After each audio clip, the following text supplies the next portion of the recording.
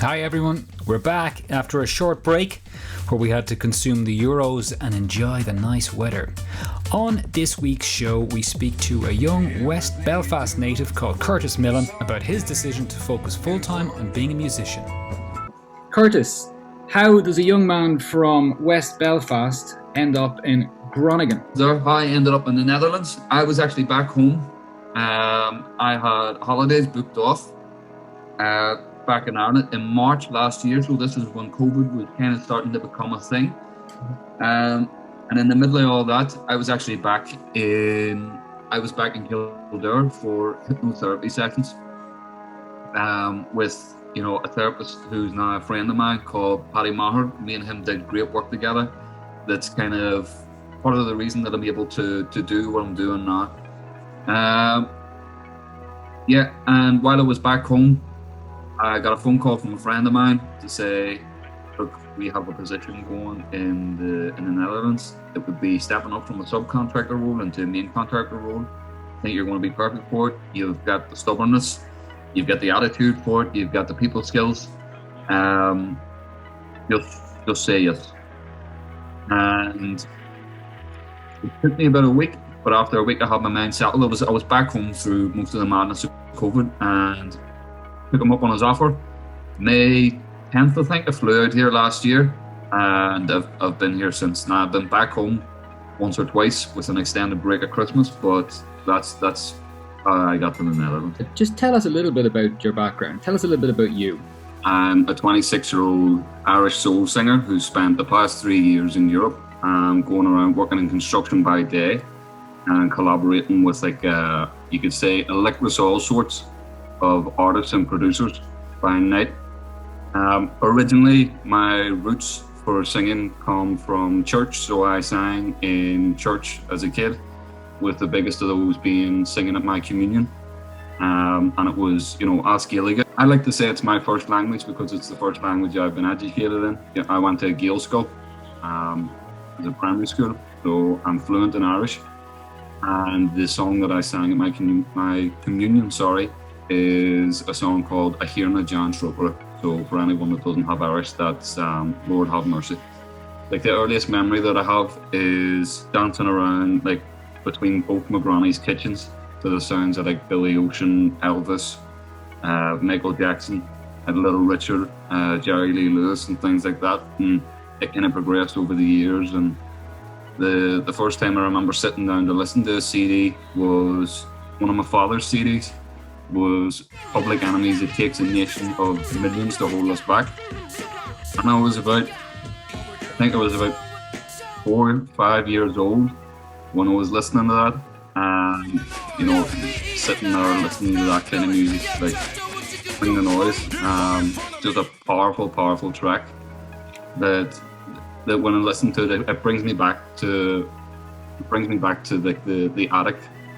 The loft space that I called my bedroom in our first house in West Belfast. So I'm from deep in West Belfast, from the heart of West Belfast, you could say. I grew up on the Falls Road in Springfield, and when I listen to Bring the Noise, it brings me back to Earl's Court Street, that little loft.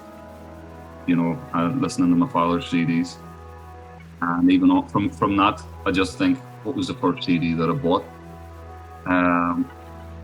That I actually bought? Well, I bought. See, my dad would have given me a bit of money to go across the street. When we went out on a Saturday to get our hair cut down the barbers on Castle Street. There was, across the street from our bus stop, there was a fella that sold the pirate copy CDs, and that had they had the real faded out paper that you could barely just make out what the album artwork was. And the first 3 that I remember buying are Ja Rule, Mesmerize, Shaggy, Hot Shot, and the third one was Craig David, 7 Days. So it was I was already starting off on a strange mix, going from Ja Rule's everybody gonna be living it up with me, to it wasn't me, So, yeah. Now you're saying that, interestingly enough, you're going to give it your all for a professional career with singing. Is that it? You're at a cross point. You're changing your career in life. Is that it? I've worked to get myself in the position where I have a reputation in my field, which is construction, that I built up a good relationship, a good working relationship, but also a good friendly relationship with a lot of the people that I've met, from the lowest of levels to the highest of levels, that I won't be at a loss for a job if all fails. So there's that. I've worked to build myself. I built the safety net. There is a plan B, but plan A is it's the blinkers are on for it. And the biggest drive that I have for it is, and I don't mind being open about it, because with me being open, I've found that people, it reciprocates. People be open back to me. I've spent too much of my adult life being low.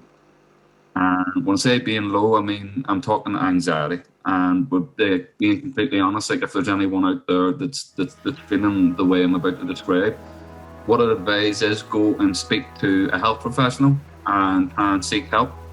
Not try and seek help, do seek help.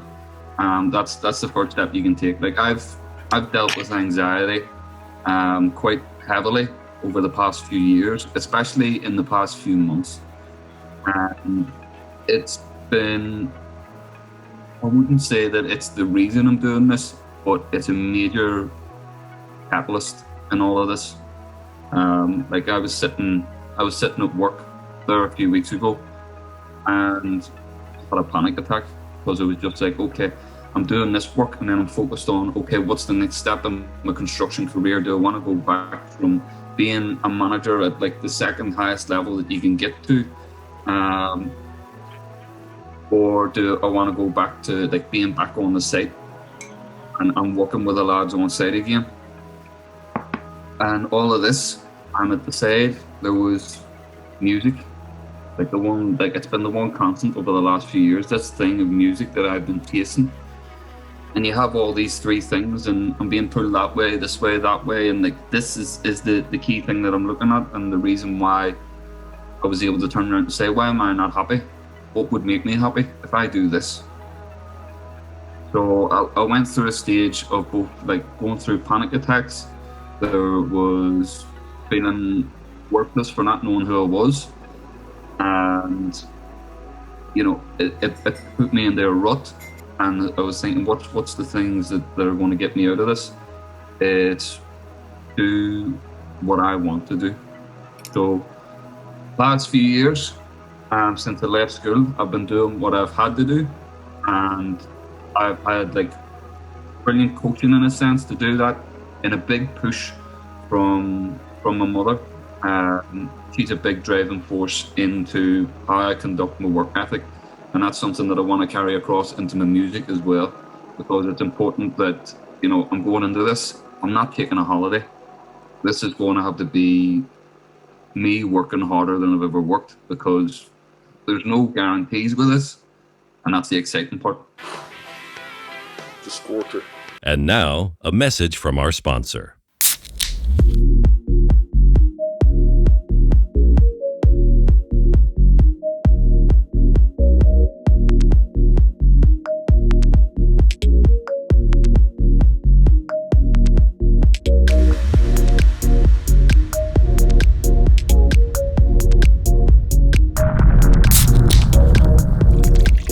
What's the next step now with the world opening back up again? Have you got gigs lined up? Are you doing any live streaming? What's the next professional plan for the music? The next step is I have an EP kind of sitting all but mixed, based off of Chasing. It's going to be in line with that. It's going to be me bringing soulful vocals to the works of a hip hop producer. We're kind of working together that way just to see how we gel. So Chasing. Got your ears ringing, got your head banging. See how it soars, see how it flies. Going through the bright red skies. See how it soars, see how it flies. Going through the bright red skies. Chasing, forever chasing. the song in itself is there's essences of hip hop from the producer, from the instrumentalist that we had on that. He's a jazz player, so the guitar and the drums are in jazz style, and everything's kind of chopped up in a hip hop production, with me coming in with you could say that in parts of it some people like construe it as rapping. To me it's more of a talking rap and with occasional singing, but the main thing is that the bass line of it is like the consistency is I'm going to be given a soulful vocal approach so that people feel what I'm saying, because these are my own words. The big act that's been pushed from Belfast is Kneecap. Are you okay with that? With that aesthetic has been the first kind of thing you think of when you think of Belfast hip hop? It's those guys.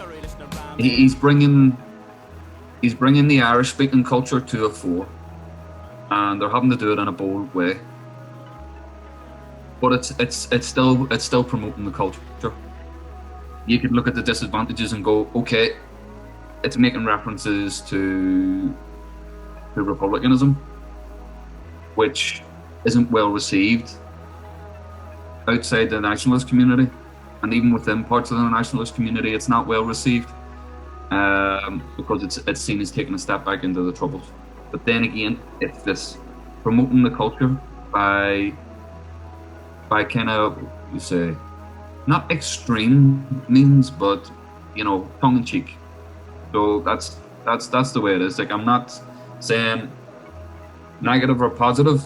Like, to me, it's promoting the language that I've grown up speaking. It's promoting a language that when my grandfather was going to school in the late 40s, it wasn't technically legal for him to be learning Irish up north. He had to go to school 2 hours early to go and learn his own language. So whatever way they're going to promote the language, I'm all for it. Are you familiar with Blind Boy from the Rubber Bandits? What, Yort? Yeah. Yeah, and he talks a lot about the creative process, and he talks a lot about flow. So what is your creative process? What gets you into the zone? For the price of a small cup of coffee, yeah. There's two ways that I go about my writing over the past 3 years that I've been trying to craft, while I've been actively writing, shall we say. One of them is I will write poems. It's something that I have from school, that I can write poems, and I'm half decent at writing, like if I'm being modest. But yeah, there's that, and what I'll do is I will go to a jam session or an open mic night. I'll take these poems with me in here. I will have like a almost, what would you say? I will have kind of like a ready-made melody in my head as to how I want these poems to sound, and what I'll do is go, that's the way it sounds in my head, how can I twist that to make it work? So I'll go to an open mic night, I'll go to a jam section, and what I'll do is I will not sing a cover song at these. I will only do stuff that I've written.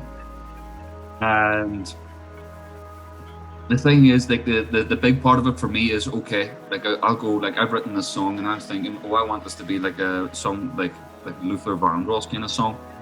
So what I'll do is, whenever the musicians at the open mic night go, what do you want us to play? I'll go, give me a rock song, and I'll see how I can go at it that way, and just test my range, test my phrasing, test my timing.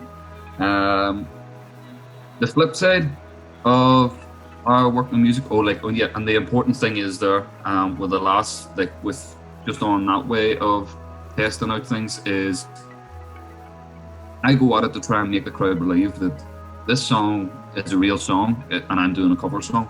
And if I can do that and people come up to me and go, yeah, who's that song by? I'm like, I wrote it. Then I know it works. Then I'm like, boom, good to go. The other way that I go about things is like how Jason was written. Was we had like a 30-second look, and my friend and producer David Parlachev, he's a Bulgarian guy currently living in Denmark. He showed me the beat, went to his house, and he kind of like hummed the melody, and I was like, Jason, So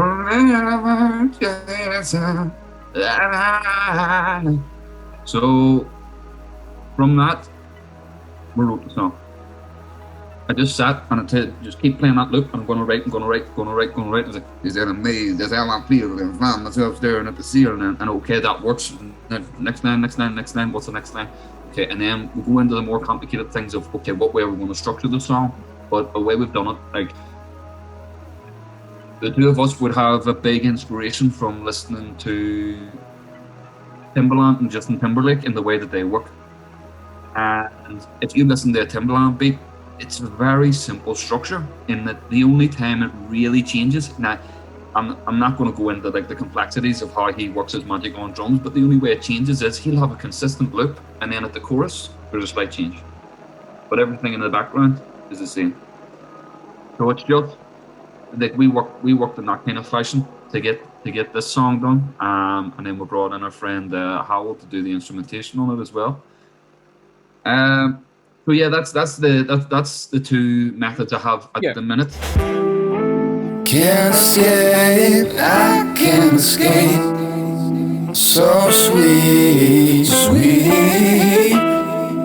Now I beg, out here on the street,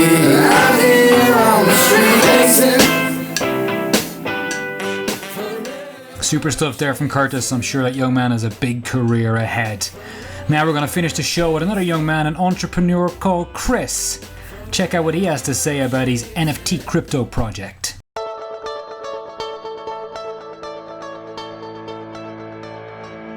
Hi, I'm Chris Dickhole. I'm the founder and CEO here at NFE Incorporated. We've all heard of NFTs, right? Selling a token of your digital artwork. Well, I thought, what if I could take that one step further? You know, what if anything could hold value on the blockchain? Take for instance my dog. Beautiful dog. I sold her for the equivalent of 12 grand last week. People all over the world can now own her too. My wife has been bought and sold more times than I can remember.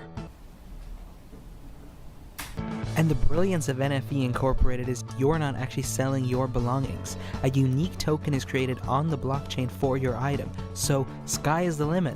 I've been able to purchase all kinds of things. I've always wanted a family, but with my busy lifestyle, not a chance. But now I have 5 kids, and I never even have to see them. And with this pandemic and socializing kind of being a thing of the past, we decided why not take those experiences digital? I don't even eat food anymore.